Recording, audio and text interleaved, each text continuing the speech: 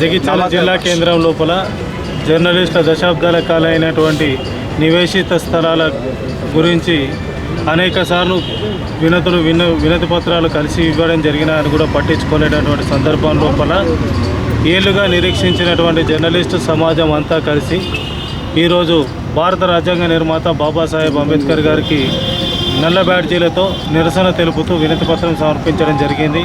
రాజ్యాంగం లోపల ఉన్నటువంటి హక్కులను, పాత్రికేయులుగా మేము చేస్తున్నటువంటి బాధ్యతలను, మా విద్యుత్ ధర్మాన్ని పాటిస్తూ మాకున్నటువంటి హక్కుల గురించి మేము పోరాడుతూ ఉంటే కనీసం పట్టనట్టుగా వ్యవహరిస్తున్నటువంటి నిర్లక్ష్య వైఖరిని నిరసిస్తూ ఈరోజు అంబేద్కర్ గారికి వినతి పత్రం సమర్పించడం జరిగింది.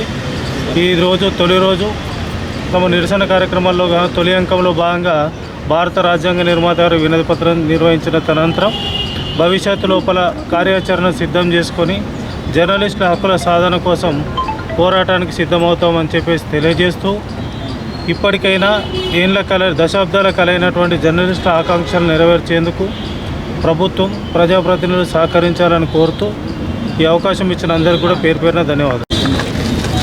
ప్రజా సమస్యల పరిష్కారం కోసం పాత్రికేయ వృత్తిని ఎంచుకొని గత 3 దశాబ్దాలుగా పాత్రికేయ వృత్తిని నమ్ముకొని సమాజం కోసం బతుకుతున్న పాత్రికేయుల పరిస్థితులు రోజురోజుకు దిగజారిపోతున్నాయి. రాజ్యాంగబద్ధంగా పాత్రికేయులకు రావాల్సిన లక్కుల్లో ఏదో ఒకటి సాధించుకోలేక ఈ వృత్తినే దైవంగా నమ్ముకొని జీవిస్తున్న మా పాత్రికేయుల జీవితాలు దుర్భరమైనవి. ఈ నేపథ్యంలో ఎన్నో ఏళ్ళుగా, అంటే నాకు తెలిసి 20-25 సంవత్సరాలుగా మాకు హక్కుగా ఉన్న ఇళ్ల స్థలాలు మాకు కేటాయించాలని చెప్పేసి గత 25 సంవత్సరాలుగా పలు దఫాలుగా ఆందోళనలు, ప్రజాప్రతినిధులు కలిసి వినతి పత్రాలు ఇవ్వడం, ప్రభుత్వం దృష్టికి తీసుకెళ్లడం జరుగుతూనే ఉన్నా మా వైపు ఎవరు కూడా అంటే మేము ఉన్నామని ఒక భరోసా ఇవ్వడం కానీ, మీ హక్కులు సాధించడంలో మేము మీకు సహకరిస్తామని చెప్పిన దాఖలాలు లేవు. అందరూ మాకు ఆశ చూపడమే తప్పితే ఆచరణ సాధ్యం కాని పరిస్థితి ఏర్పడేది. ఈ నేపథ్యంలో పాత్రికేయులమంతా కలిసి ఒక బతుకు పోరాటం చేద్దామని చెప్పి ఇళ్ల స్థలాలు మన రాజ్యాంగబద్ధంగా మనకు రావాల్సిన హక్కులు సాధించుకునేందుకు రోజువారీ ఆందోళనలు, నిరసనలు, కార్యక్రమాలు చేసి మన ఆకాంక్షలు నెరవేరే వరకు ఉద్యమ బాట పడతామని ఒక నిర్ణయం తీసుకోవడం జరిగింది. ఈ నేపథ్యంలో ఈరోజు మొదటి రోజున భారత రాజ్యాంగ నిర్మాత డాక్టర్ బిఆర్ అంబేద్కర్ గారికి, అయ్యా మా పరిస్థితికి ఇది, మమ్మల్ని ఎవరు పట్టించుకోవట్లేదు, పాలకులు కానీ అటు ప్రభుత్వం కానీ మమ్మల్ని చిన్నచూపు చూస్తున్నాయి, మా ఆకాంక్షలు నెరవేరడం లేదు, మాకు కనీస హక్కులు లేక మేము చాలా ఇబ్బందులు పడాల్సి వస్తుంది. చాలామందికి ఇప్పుడున్న పాత్రికేయ వృత్తిలో కొనసాగుతున్న చాలామందికి ఇళ్ల స్థలాలు, సొంత ఇల్లు లేక అద్దె ఇళ్లలో దినదిన గండంగా కాలం వెళ్లదీస్తున్నాం. అయ్యా మాకు మా సొంతింటి కళ నెరవేర్చి ఇళ్ల స్థలాలు ఇవ్వమంటే మేము ఇస్తామంటూనే మాకు ఆశ చూపుతూ అందరూ మమ్మల్ని మోసం చేస్తున్నారు. అయ్యా మీరైనా వాళ్ళకి కనువిప్పు కలిగేలా చూడాలని చెప్పేసి ఇలా భారత రాజ్యాంగ నిర్మాతకు వినతి పత్రం సమర్పించడం జరిగింది. ఈ కార్యక్రమానికి విచ్చేసిన మా పాత్రికేయ మిత్రులందరికీ పేరు పేరున నమస్సుమంజలు తెలియజేస్తూ మన బతుకు పోరాటం కోసం మనం అందరం కలిసి రావాల్సిన అవసరం ఎంతైనా ఉంది. ప్రతి ఒక్కరూ రోజువారీ కార్యక్రమాలను విజయవంతం చేసేందుకు మీరంతా కలిసి రావాలని మరొకసారి మిమ్మల్ని సవినయంగా వేడుకుంటున్నాను.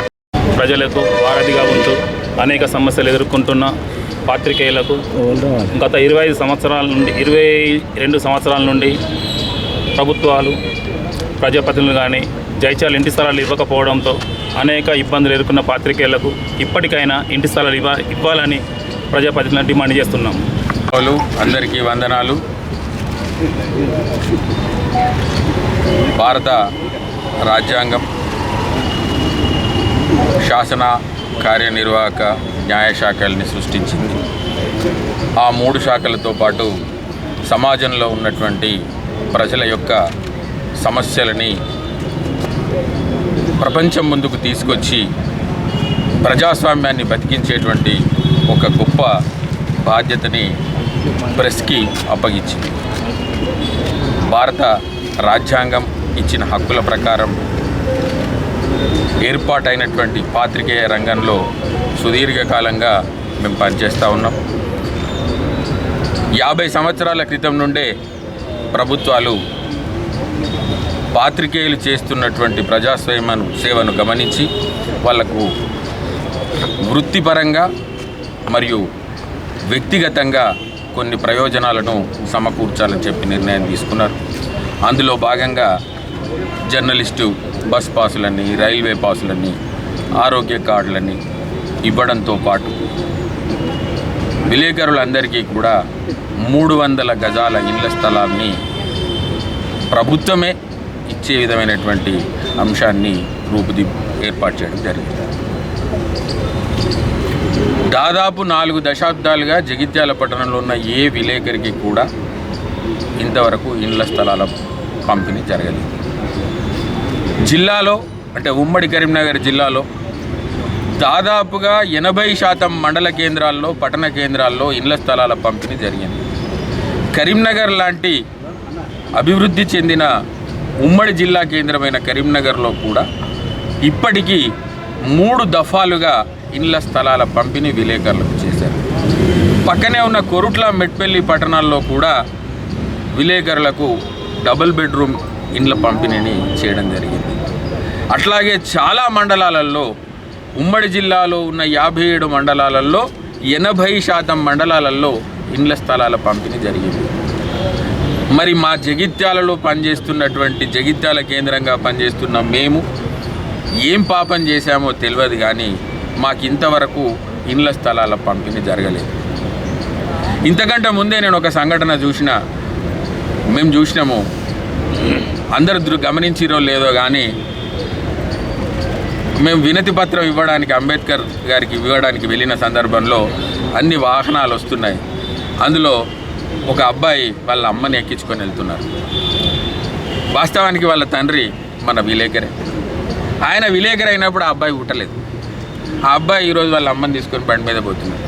అంటే అంత పెద్దగా అయినా కూడా సగం జీవితం, దాదాపు 60-70% జీవితం ఈ వృత్తికి అంకితం చేసిన మాకు కనీసం చట్టబద్ధంగా, ధర్మబద్ధంగా, న్యాయబద్ధంగా, ప్రభుత్వపరంగా రావాల్సిన ఇంటి స్థలాలు రావడం లేదన్న ఆవేదనతో, బాధతో ఈ యొక్క నిర్ణయాన్ని తీసుకోవడం జరిగింది. అడగందే అమ్మైనా పెట్టదంటారు, కానీ మేము అడిగి దమ్ముకొచ్చినాం, నెరివడిపోయినాం. తెలంగాణ భాషలో చెప్పాలంటే ఇక మాకు యాష్టకొచ్చింది. ఇప్పటికైనా మాకు ఇళ్ల స్థలాలను ఇవ్వాలని చెప్పి మేము కోరుతా ఉన్నాం. పెద్దలందరూ అట్లాగే జగిత్యాల ప్రజలు, జగిత్యాల చుట్టుపక్కల ప్రజలు అందరూ గుర్తించాల్సిన విషయం ఏంటంటే మేము ఎవ్వరికీ వ్యతిరేకం కాదు. మేము అందరి వాళ్ళము, మాకు అందరూ ముఖ్యులే. మేము అందరికీ సవినయంగా చేతులు జోడించి మరీ హృదయపూర్వకంగా నమస్కారాలు చెప్తూ వేడుకుంటున్నాం. మా పరిస్థితిని పరిశీలించండి. ఇక్కడ తప్పు పట్టుకోకూడదు, కానీ చాలా కుల సంఘాలకు స్థలాలు ఇచ్చారు. కలం సంఘంలో ఉన్న మాకు కూడా ఇండ్ల స్థలాలు ఇచ్చి మమ్మల్ని అందరినీ కూడా ఒక స్థిరమైనటువంటి వ్యక్తులుగా మార్చాలని, ఒక నమ్మకాన్ని, జీవితం పైన భరోసాను ఇవ్వాలని కోరుకుంటూ ఈ కార్యక్రమం ఈరోజు అంకురార్పణ జరిగింది. తదుపరి భవిష్యత్తులో వివిధ రూపాలలో మా యొక్క అభిప్రాయాల్ని, మా యొక్క నిరసన అనే అంత పెద్ద మాటను నేను వాడను, కానీ మా యొక్క అభిప్రాయాన్ని, మా యొక్క ఆవేదనను, మా యొక్క అంతరంగంలో ఉన్నటువంటి దుఃఖాన్ని, వేదనని, బాధని అందరి ముందు ఉంచడానికి ప్రయత్నం చేస్తున్నాం. దయచేసి మమ్మల్ని అర్థం చేసుకోవాలని, పెద్ద మనసుతో మాకు సహాయ సహకారాలు అందించాలని ప్రజాప్రతినిధులను, అధికారులను, ప్రజలను, పార్టీల నాయకులను, వివిధ కుల సంఘాల నాయకులను అందరినీ వేడుకుంటున్నాం. మిత్రులందరికీ ఈ కార్యక్రమాన్ని విజయవంతం చేసినందుకు ధన్యవాదాలు తెలుపుతున్నాను.